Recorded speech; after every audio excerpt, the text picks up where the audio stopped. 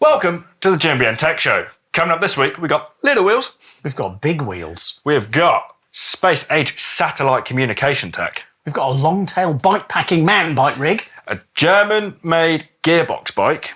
And what possibly could be the best value full XTR build of any complete bike I've seen so far. Nice. Let's get into it.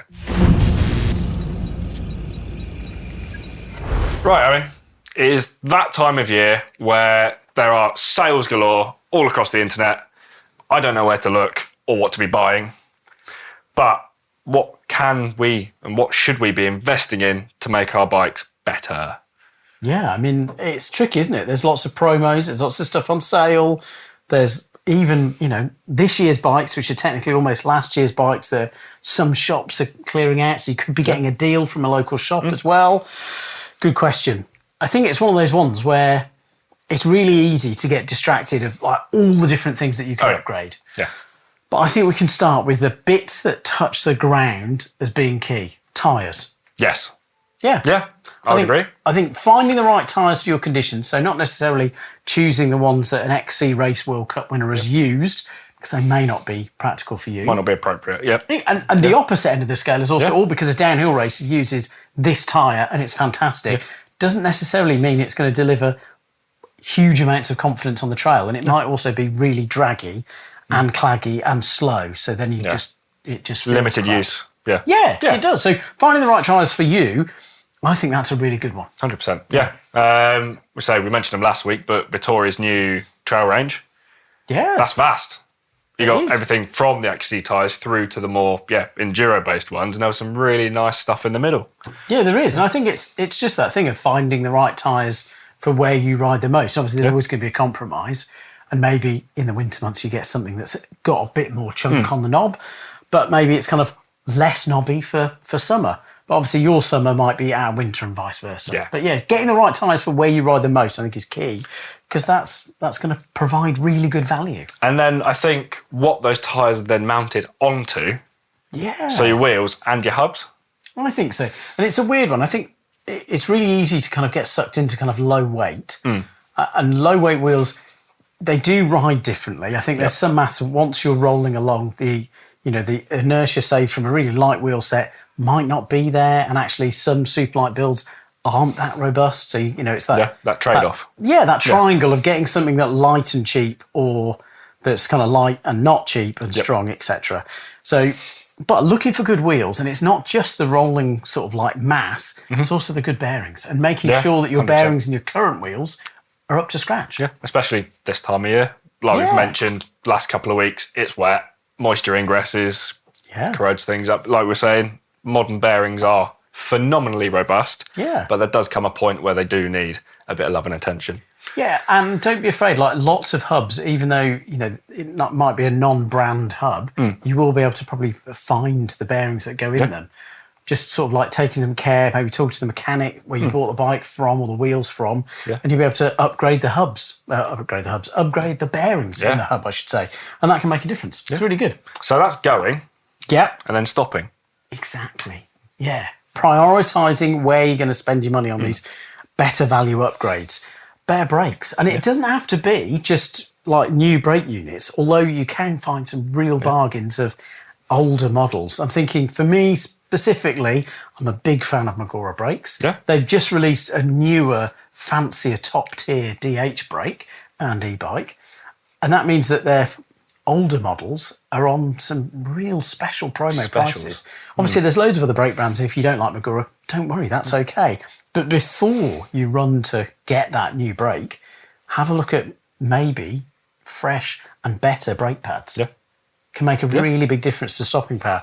Likewise, if you are struggling with stopping power, I'd say go for better pads first and bed them in. We can argue about bedding in the comments. I had a really good conversation with somebody in the comments on a video I did about how to bed them in. Just do. It's one of these amazing things. There's not many in the mountain bike world or anywhere where it's an upgrade that the manufacturer recommends. Happy days, right? That's good. It's free. And it can deliver better braking and longer braking life. Well, see, this is the thing. I think towards my end of time in shops, brands were coming out with these jigs to bed in brakes. It's quite clever. So spins the wheel up, tells you when to apply, obviously brake pressure and when not to and how much. And it's like, yeah, again, it's a service that, like you're saying, will make your brakes last longer, perform better for that longer time. Yeah. Why not? And it's free. It's amazing. Yeah. There's not that many free things out there. So, but if you've done the new pads, you still want more power, then you don't necessarily have to get a new brake. You can just get bigger rotors. That can make a big difference too. Yeah. So we've done tyres, we've done wheels, we've done better brakes. What else? We've got to mention suspension. Very true, yeah. You've got to make the most of all that traction. Yeah. So even if it's just a service, lower service, get it feeling really plush again, but you can upgrade internals. You can on lots of forks now. They are upgradable. A lot of the RockShox ones and some of the Fox ones, you can upgrade the internals from sort of like base spec to better. But I think you're right, just a combination of just a lower leg service. Sometimes they can be quite involved, but making sure that all the fluids and greases are in the right place, it is pretty simple. But then as part of that, if you are on a full suspension frame, maybe consider doing your frame bearings at the same time. Yeah, definitely. Because your shock's only going to feel as good as your frame bearings do, and if they're all seized up in a bit, then your shock's going to feel yeah, agreed. Too. Yeah. Right, and related to that, tools. Yeah. Yeah, you can find some really good promos on tools at the moment. I think, yes, you could spend, like mind-boggling amounts of money on tools, from like 200 quid to £2,000. Actually, you could spend more than £2,000 really. Easily. Yeah. But I think it's not necessarily, it's not having to splash out just on really fancy tools. It's making sure that you've got the tools that you need and buying the really good ones at that point, because good tools do last longer. I've been there and I'm doing it. I'm not doing it as a sort of promo because you're partnered with Park. That's why you're saying it. No, I'm saying it because I've broken lots of tools over my times. And A, you can damage your bike. B, you can damage yourself. Yep. And you're just buying twice when you just bought once and buy it'll properly. last. Yeah, 100%. I'm not going to argue with that at all. I'm with it. Okay, so we've done a lot of upgrades. We've done tyres, we've done wheels. Yep. We've done a lot of bearing chat, which is good. Suspension, we've done tools. One last upgrade. I think it's something we agree on. I know I sort of can't live without it now on a suspension bike. I would say very much on any bike, apart from my commuter bike, which is rigid and drop barred and has got 650B tyres, so it's not right for one. Yeah, but a dropper post. Yeah, agreed. Yeah. If you're riding gravel, if you're riding EMTB, all the kind of extremes from far to nah, dropper post is going to make it better. Yeah. Simple. There we go. That's our thoughts on what are the best upgrades that you can make at the moment, but let us know in the comments down below what your picks are, and we'll have a chat. And we're on to the news. We are, yes. So we mentioned Little Wheels. Yeah, and actually that's probably a bit misleading, actually. Yeah. If you've stayed this far, I do apologise in misleading you. It's a formal apology. They're not Little Wheels, they're just 26-inch. Yeah. Which, in fairness, we're talking about 32s now. That's a whole, oh my God, shocker. Smaller. Anyway, 26-inch wheels, it turns out, aren't dead. Apparently not, no. So Giant have come out with a dirt jumper, which is cool. They say super strong and lightweight Alux, is that what we're going to call it? Or that's ALU? an aluminium. That's their branded Alux frame. Backed by warranty for hard charging durability. Yeah, I couldn't find any details about that warranty, but it's kind of cool on a dirt jump bike that they're talking about that. So what have we got? 26-inch wheels and steeper head tube combined with a shorter wheelbase and chainstays, which leads to a geometry. Well, it's sort of there's one size to simplify things. Yeah. So if you fit that size, then it's great. Yeah. So you've got one old school sort of spec. It's got a Mazzocchi Bomber DJ 100mm fork on it. Dirt jumps, pump tracks, even BMX track 2. It's really cool. Yeah. Is £1,499. Which... That's the price. Yeah. Apparently that is the going sort of price for dirt jump bikes. I was kind of taken aback by it. I was a bit sort of shocked at the... I mean, I'm not rushing out and buying dirt jump bikes, I should say, but I'm like single speed. In terms of cutting edge tech, I'm not saying dirt jumpers are sort of like behind the times or anything on smaller wheels and stuff like that. But related, there's the Propane Trick Shot 2, which is not dissimilar. And so it's alloy frame, 26-inch wheels, really tight, tucked back end. And that starts at just £930, which seems quite a chunk better value. But maybe that's like a promo. We talked about seasonal promos. Yeah. It does also come in nicer colours, as in there's more than one option. Yep. And because it's propane, you can use the configurator to do different decals and stuff. But that's cool. Make it your own. I guess the bigger question is, do you out there, behind the camera, the other side of it, out there in YouTube land, do you want more Dirt Jump tech here on Tech? Let us know. Let us know in the comments. Right. Segueing from little wheels to big wheels. Yeah, big wheels. Okay. Not the biggest wheels, No. we should add. Not No. 36s. So it's, so Stoll, who make bikes already, they've got a P32, which, as the name sort of suggests, it's got 32-inch wheels. So Swiss brand, they're launching this bike. Launched it kind of like a little while ago, or a few weeks back. And essentially, we've got two options. We've got 100mm one, and then we've got 120 mil. Nice. Currently, there's two sizes. There's like a medium and a small. The medium's got a 468 reach, and then the large has got a 500 reach. Nice. Other details, Stoll are sort of saying there's lots of optimization available. So they're not sharing head angle, they're not sharing other geometry details, which is quite interesting. These are complete bikes as well. So they're coming with the new fork, it would appear, which is the dedicated inverted 32er fork from Intend. And in terms of frame material, whilst we've seen some prototypes which are alloy and looked kind of fun in a kind of mid-90s experimental suspension format, they're actually, carbon, full suspension. Yeah, they look really amazing. Nice. Yeah, so there's pricing already on them. So the mediums are going to be delivered from January to March, with the largest coming late June. And the reason why we've got that delivery window, which is quite soon since 32s have come onto the market, and there's this sort of vagueness on geometry, is it sounds like they're going to offer some customization. And that's because they're getting the bikes made in Europe by Bike Ahead, who we saw at the Handmade Bike Show. Yeah, so they're using some really sort of like clever companies and smart tech. They're using the Bike Ahead, I think it's 6-spoke wheel. I always get confused whether it's 5 or 6-spoke. But there's some logic that the spoked wheel, especially in the bigger wheel format, is even more better. Pricing for a frame set is effectively €5,000. Nice. Which, look, it's really expensive. Yeah. But for a sort of race-ready, now UCI legal race-ready bike, it's not mad. No. Complete bikes are also 9,400. So that's not too bad. No, it's not. It's not completely bonkers. No. But all of that aside, that's interesting. But probably the little seed that's on the website that I found really interesting is that since many new components of 32-inch bikes will be released in the near future, we will finalise individual configuration from February 26 onwards. To me, that just seems like a fantastic little Easter egg of like 32ers. Sounds like there's a lot more to come. Yeah. Maybe it won't 100%. Just be in 10 forks. So, interesting. Right. From high-tech 32ers to high-tech GPS units. Yeah, so there's a new version of Garmin's lightweight compact satellite communicator. Yeah. Which is cool. So the InReach Mini 3 Plus. Yes. So what have we got? We've got a colour touchscreen display with a built-in speaker microphone, which means you can exchange voice messages, text, photos, making it easier to not just simplify.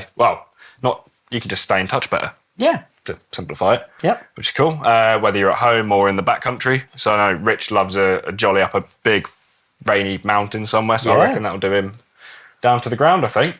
Yeah, no, I think it's really clever. It's one of those ones where if you're out in the boonies and your phone doesn't work, this will work. Yeah. So, literally space age because it's using satellites.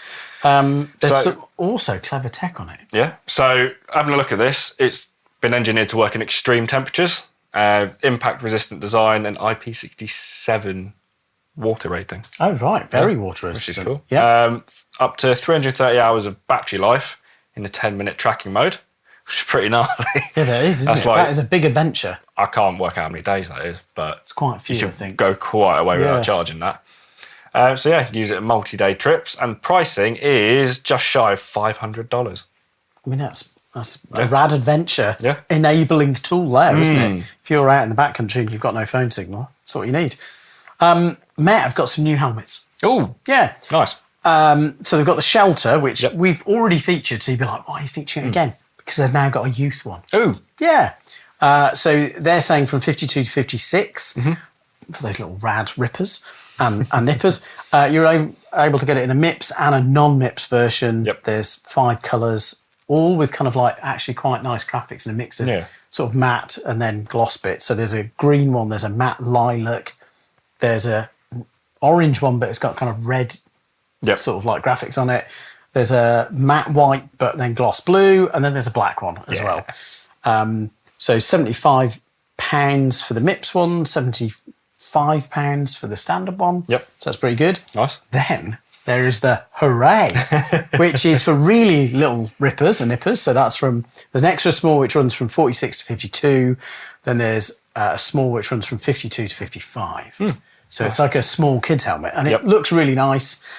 But the big thing for me that's got big appeal, and it links in actually to GPS, is that they've got one called Space, one of the colourways.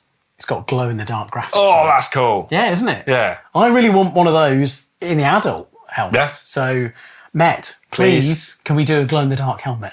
That'd be great, thank you.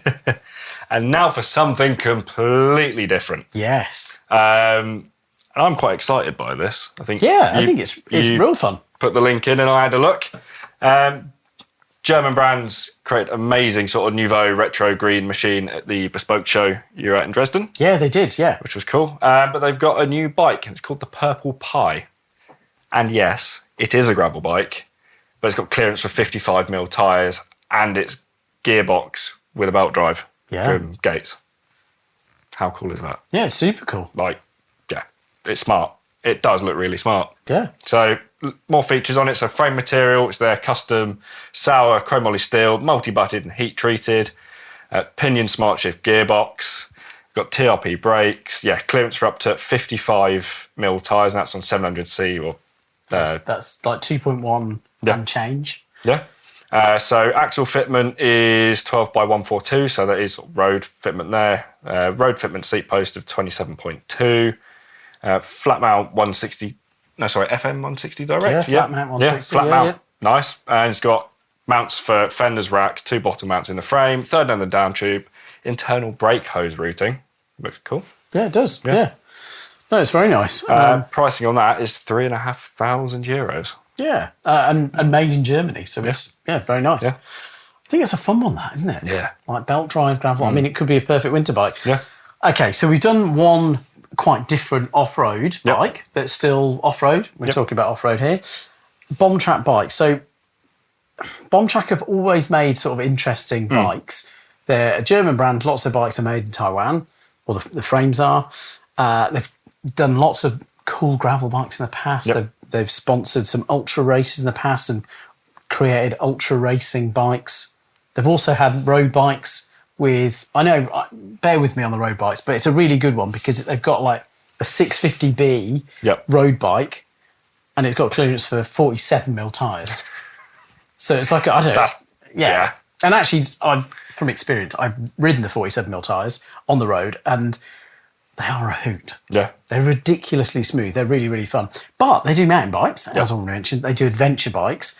And this is their newer mountain bike. This is the Beyond Plus MT Midtail. Nice. Not mid-travel. No, Midtail. So it's a dirt touring bike is the best description. Okay. So the chainstay is long, 580mm. Blimey. So the idea is that you can put a lot of rack on the back, but then they've like elongated the wheelbase, so it means the handling sort of works being loaded up.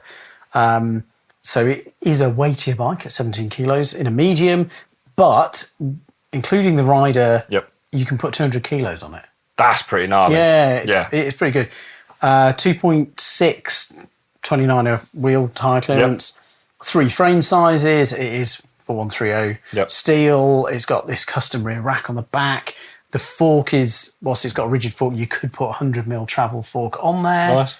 So, I just think it seems like a really fun bike. Like if you were going to, if you always overpack your current bike and you're going bike packing, or if you need extra space. Yeah. So if you've got a dog, or you've got kids, or you've got kids and a dog, or you just want to go bike packing with your mates and want to take, I don't know, a keg. Yeah. Let us know if you want more bike packing stuff on here, because I think we should, but you help us decide what's what. I should talk about pricing. Frame only on the bottom track is €1,199, which is pretty reasonable. And then complete bikes are 2,000 or 2,900 basically, which is, again... It's not horrific. No, it's not horrific. It's pretty fun, really. Nice. Let us know your thoughts on, bike packing and mid-tail bike packing bikes. Yeah. What else we got? We have got a new bike from Polygon. Ooh, yes. So I think we showed some of Polygon's entry-level offerings previously. Yeah, we did. So specific about this model, the I've got to pronounce it right, Siskiyou. Yeah, Siskiyou. It's a hard one to say. But they now offer something called the T6 UDH at €1,699. I basically missed this bike completely. So we talked about, I think, the T8 and we talked about the T7, but I missed the T6. So thus missed that £1,700 price point. From memory, it's kind of a 140, 150 trail bike. And it's probably one of the best value spec-wise, pretty decent geometry, couple of good sizes. It's a really interesting bike. But then something else popped up when I was kind of like Googling about bikes that I'd missed. I'm taking over, but this is because it's a fun one in the fact that I saw the bike at Eurobike, and I really liked it because it got a poly pocket, which is their name for internal storage. You know, that's quite fun. But the pricing on this is wild. So it's full XTR, full carbon frame. You've got the poly pocket. You've got loads of modern features. Full XTR bike. I know you've got a script in front of you, but how much is it? $4,999. It's wild, isn't for it? a complete bike with all the bells and whistles. Yeah, I mean, let us know. Have you considered Polygon? Have you ridden one? Are you keen on this one? Or are you keen on the one at €1,700? I mean, that looks sharp, that. Yeah, no, we've got loads of like nice geometry on it. You've got there's a flip chip on it. Yeah. Fun That's bike. Cool. Very a lot cool. of bike for that much money. Right, we've been sort of doing our sort of good news, bad news, industry news, all the news corner. But everything's looking pretty neutral at the minute. So we're going to chuck in a bit of good news that the To Peak competition for the e-booster digital electrical pump and turbo flow valves is still going. It is just, depending on when you watch this, it might be closing very, very soon. So if you haven't entered, you need to enter very quickly. Yep. And as well as that, the Black Friday sale on our site has been extended. Yeah, but don't wait. No. The deal on there is bonkers. It's like 50% off everything or lots. So don't wait. Just go and get it now. Quiz time. Yeah, quiz time. And we have answers for multiple quizzes. Yeah, because someone maybe forgot someone one messed up. somewhere. Yeah. So question 1. So last week, you talked about the new anthem from Giant. So we asked, when was the first Giant anthem? Yeah. Answer, 2006. Yes. And that was answered by Tim_Stealth. First Giant anthem was a 2006 Alloy 26 dual suspension with 90/100mm of travel. Also answered correctly by JD Jones, Sepster, Artem, Stephen Biking, and WJ Gael? Yep, there we go. And I'll let you do question 2, Owen. I just need to say that was a good bike too. Only Nightmare Travel, but Maestro suspension. It was a fun bike. It's a little rocket ship. This is the 29 amp was the next even more exciting. Right. Question 2. Question 2. What brand had forward geometry and why was it so special? And what year did it first surface? Ooh. So it was quite revolutionary. So it was Mondraker. Yep. And then you've got sort of like prototypes began in 2011, 2012. Production arrived in 2013. So, Tim Sadler gets a good prize. Sepster gets a prize. Stephen Biking gets a prize. He also is in the other one as well. We mentioned him. And, he kind of encapsulates why the forward geometry was sort of so special. It used a 10mm stem. Okay. Yes. It was really high. So I mean, to be fair, like up until that point, a short stem was maybe 60 to 50 mil, and then there was this wild stem that was 10 mil. Yep. It did sit on top of your steerer, so it was a bit of a faff. But it changed everything. And it wasn't just the stem, it was also that the front end of the bike was super duper long. And for the bikes that they were at the time, they were really slack. And growing that front centre meant that the wheelbase grew. A short stem meant that you could kind of have precise steering. So it was a longer wheelbase, but it felt quite dynamic. And it set the tone of lots of other bikes. I mean, I had the second generation of that bike. Oh, right. And it was actually quite cool. Yeah, it was. Yeah. You didn't have the clamp on the... No, reverted to a normal one. Yeah. Which actually probably made it actually a bit longer again. I think, what was I running? Like a 45 mil stem on it? Oh, yeah. So still... Quite long. Yeah, quite long. Yeah, but that's... right, who are the winners? You've got Alco Sam. We've got Stephen Biking. I'm very sure that Tim was in there too. Yeah. Tim Sepp's the usual suspect. More There people we go. on screen. So we've got a new question for this new week. We have, yeah. Yeah. Giant themed again. Yep. Can you name the model and the rider that actually won the first DH World Championships for Giant? So Keys World Championships. Yep. And I'm saying proper Giant. And if you want to describe why there were some Giants that were medaling at World Champs versus the one that I'm thinking of, let me know in the comments. So we need name of the bike, name of the rider, location and year. There's a lot of stats in there, but I think you'll get this easily. Time for cool stuff we have seen. So what cool stuff have we seen this week, Owen? I believe you've seen some drop bar badness. Yeah, badness, radness, whatever you want to call it. It's got a soundtrack that got me excited, and it's a drop bar bike doing things drop bar bikes should not be doing. Right, there you go. So it's not the first time this chap, Mr. Ian _Fay, has posted a gravel shred, but it does look freaking cool. By the looks of it, he's on an evil, was it Chamois Hagar? Yeah, not Hanger. No, which, just a quick look at the bike, the silhouette of it looks more like a mountain bike, I think, than a gravel bike as we know it. So it's super slack at the front end. It's got really low standover on it. Yeah. So it's fast and it's capable. I think it's really cool. I think it's for a really good time, and those videos encapsulate it perfectly. Yeah, maybe when we can do a question on who designed that. But I've got, slightly more vintage. Okay.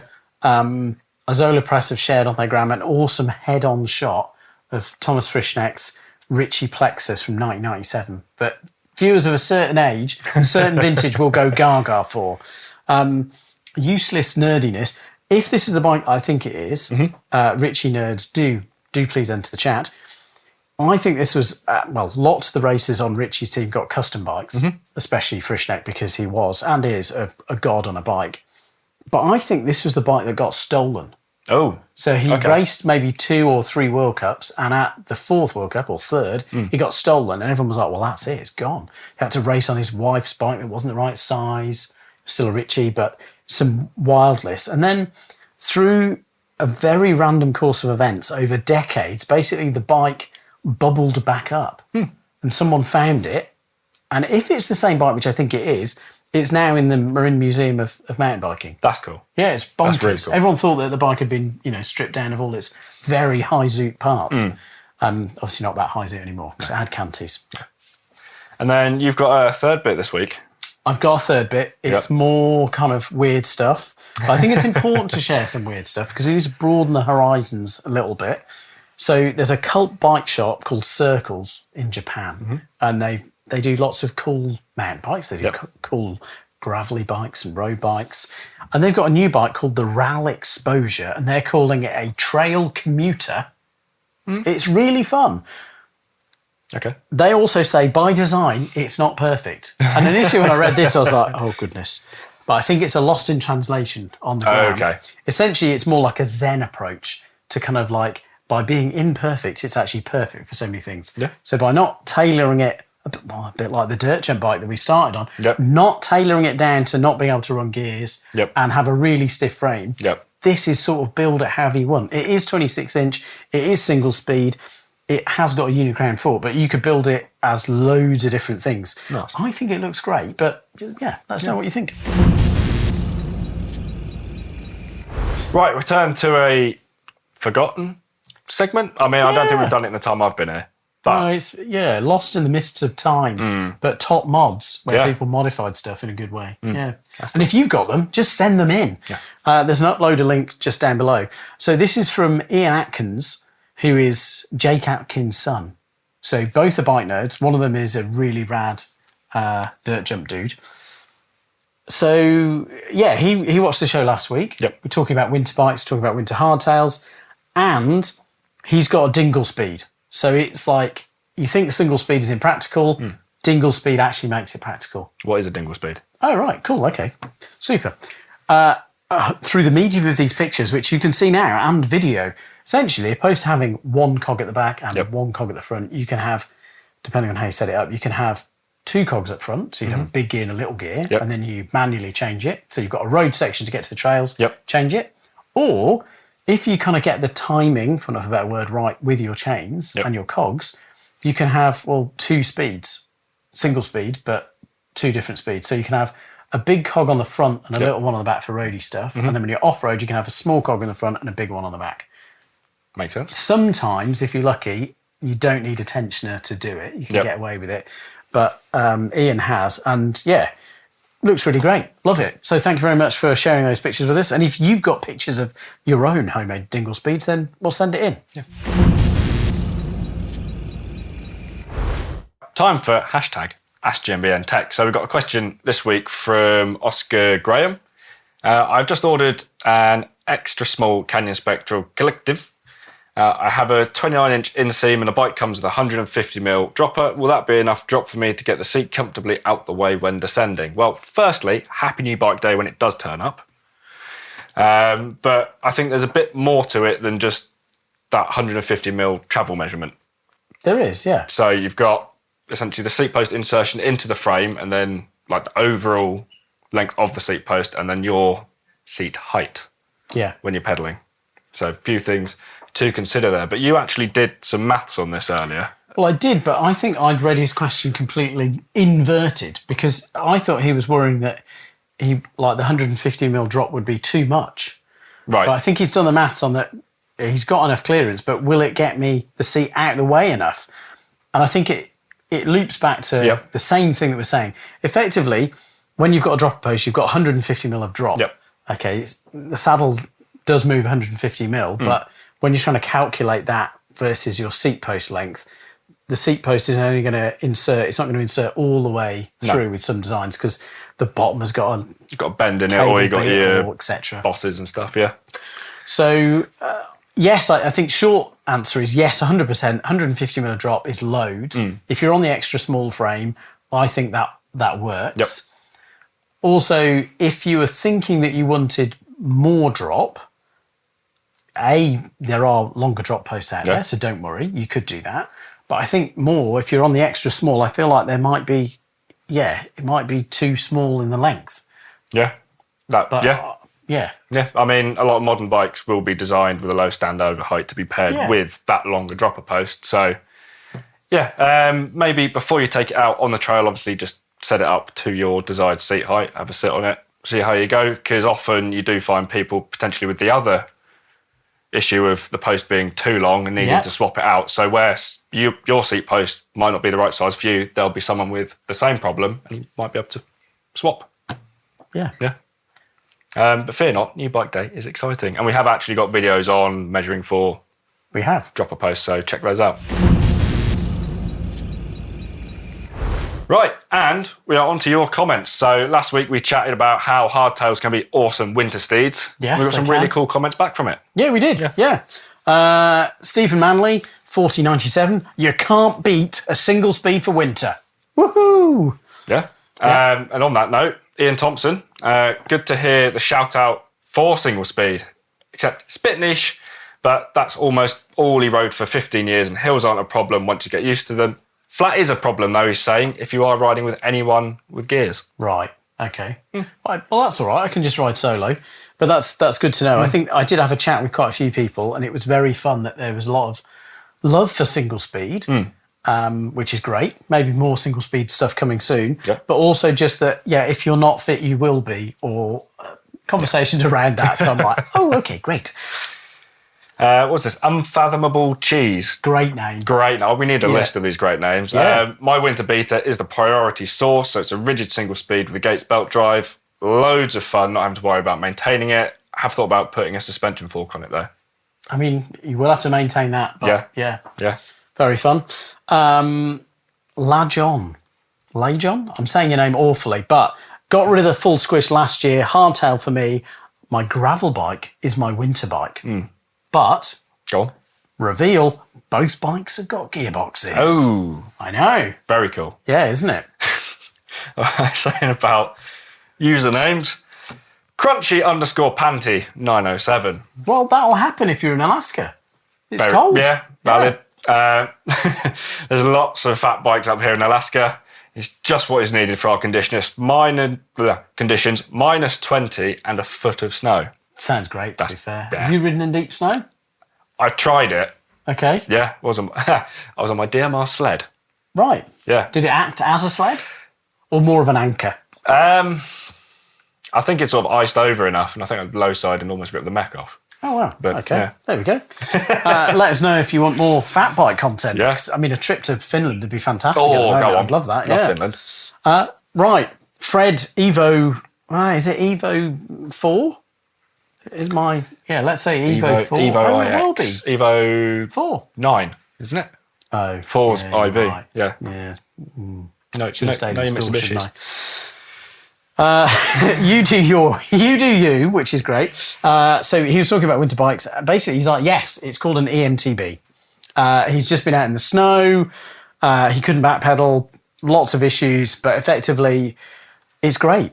Smooth cadence, very fun on a kind of good e-bike in the winter. Yeah. So there we go. Yeah, that's cool. And then Don Lola, my winter bike is my summer bike because I live in Southern California. Well, there we go. Great. Lucky Thanks you. for that. Cheers. Yeah. No, but that is great. So Yeah. we've had people from Alaska. I chatted to someone from Finland. Whole gamut. It's really good to know. Pretty cool, isn't it? Yeah. We are the global mountain bike network. There we go. How about that? Well, you've got an exciting video coming up on tech to make you climb better. Ooh, I have. And it might not be all the things that you may already imagine as a GMBN Tech viewer. You probably think a lot of them, but we've got some really good stuff in there. That's cool. Nice. Right. Like, share, subscribe, and we'll see you soon.